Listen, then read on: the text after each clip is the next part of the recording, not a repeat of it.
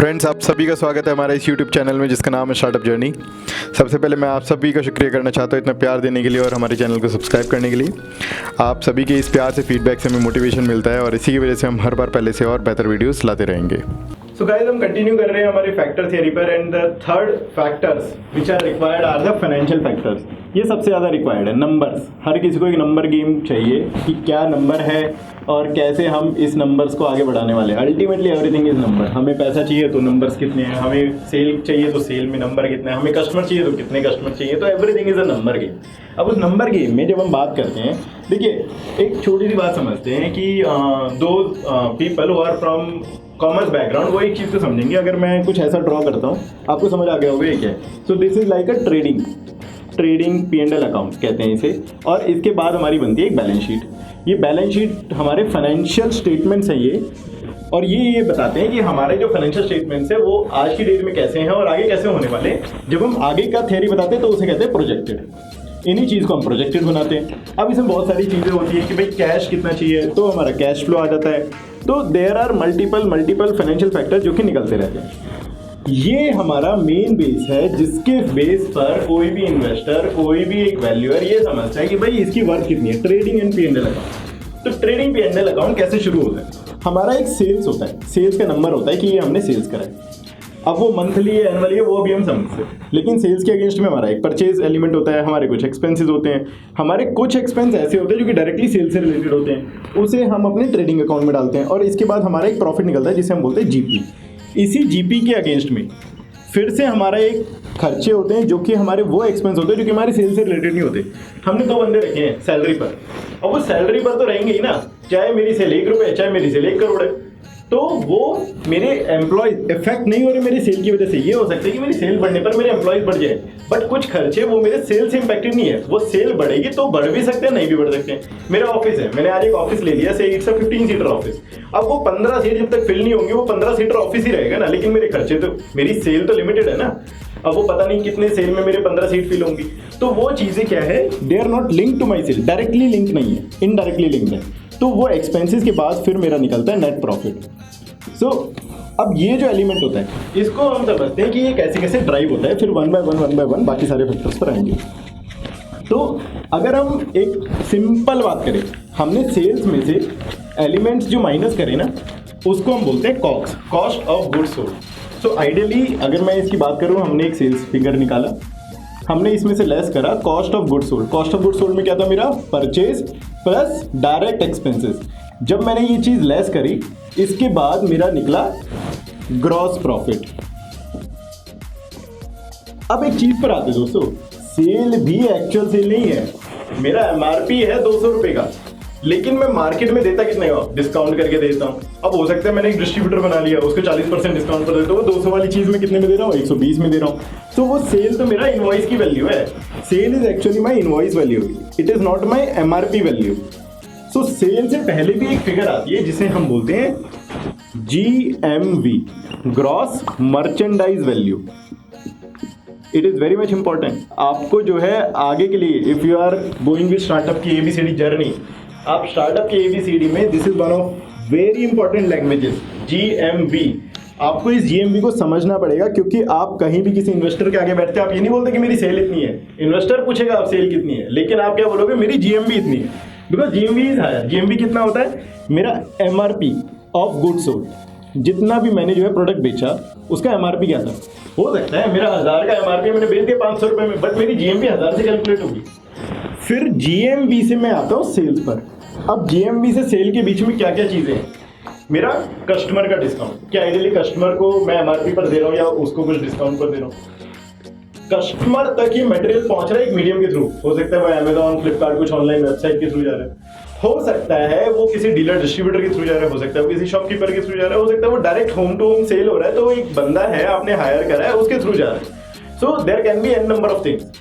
अगर आपकी ही टीम है जो कि उसे बेच रही है घर घर जाके, देन तो आपका सेल वैल्यू ही आपका GMV होने वाला है, क्योंकि आप MRP पर दे रहे हो ना।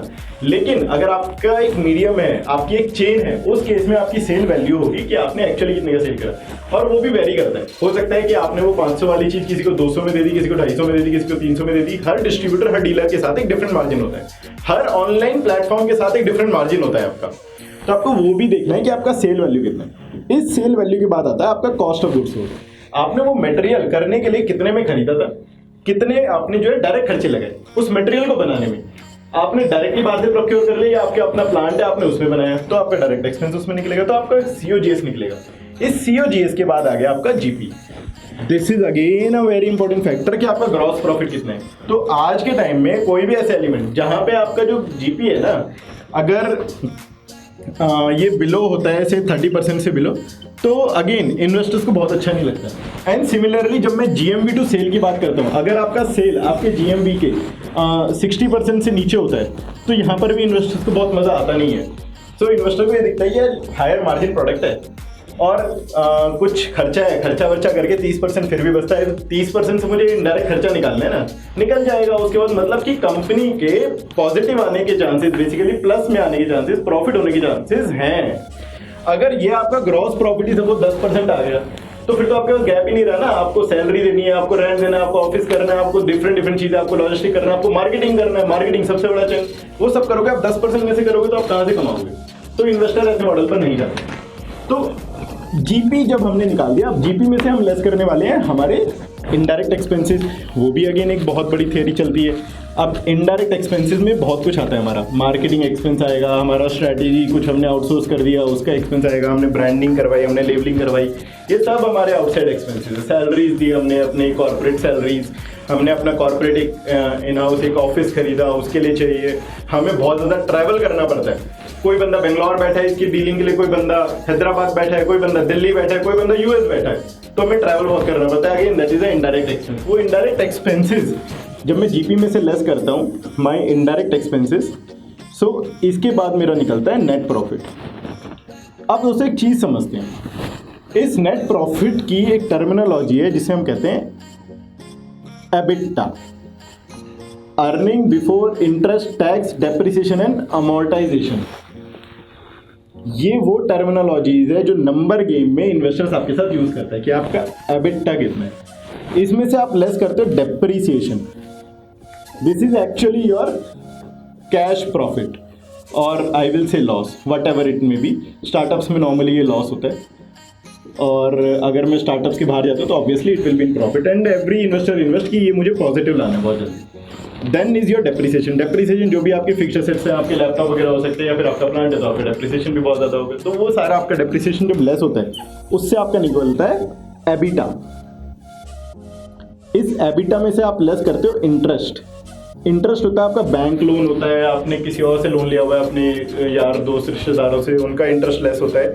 तो ये जब आप लेस करते हो आपका निकलता है I am running over there, so this is your EBTA and इसमें से अमोर्टाइजेशन भी लेस कर देते हो। सो दोस्तों इंटरेस्ट एंड अमोर्टाइजेशन, पहले अमोर्टाइजेशन होगा देन इंटरेस्ट होगा। Again I am swapping stages. So amortisation मैंने लेस करी, आपका निकला EBT भी बोलते हैं इसे लोग, PBT भी बोलते हैं। It is basically profit before taxes. और इस प्रॉफिट बिफोर टैक्सेस में से आप टैक्स लेस कर देते हो। सो फाइनली आपका आ जाता है PAT, a very common term again, PAT, profit after taxes.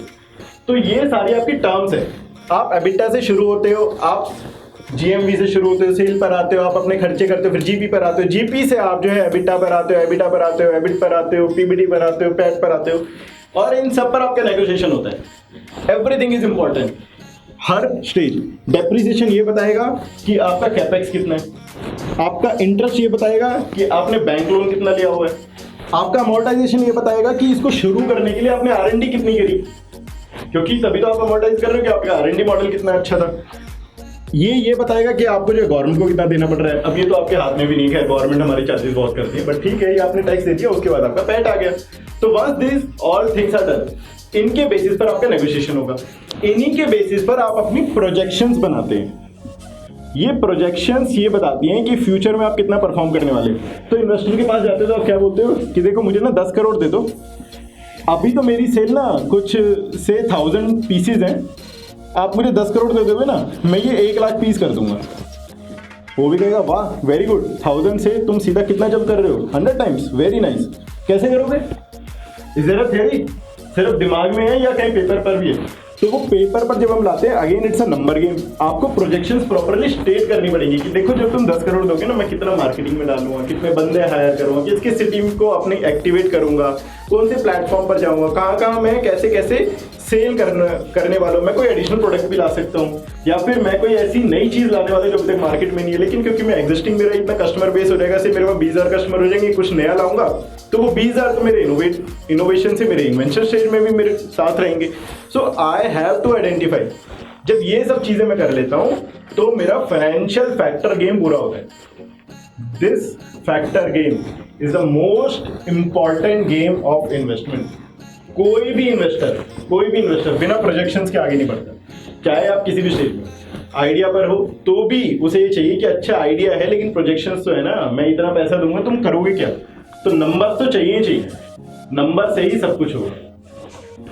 So okay friends, आज हमने समझा स्टार्टअप की एबीसीडी में फाइनेंशियल फैक्टर। फ्रेंड्स, आपको इस वीडियो से रिलेटेड कुछ भी क्वेरी हो या आप किसी भी पर्टिकुलर टॉपिक के बारे में जानना चाहते हैं तो आप हमें कमेंट सेक्शन में लिखकर बता सकते हैं। होप आपको ये वीडियो अच्छी लगी हो, सो लाइक करें, शेयर करें उन सभी लोगों को जो स्टार्टअप करना चाहते हैं या स्टार्टअप की दुनिया में आगे बढ़ना चाहते हैं। अगर आपने अभी तक हमारा चैनल सब्सक्राइब नहीं करा है तो जल्दी से सब्सक्राइब करें, बेल आइकन को प्रेस करें जिससे आगे आने वाली वीडियो आपसे कभी मिस ना हो जाए। Friends, thank you so much हमारे साथ बने रहने के लिए। एंजॉय।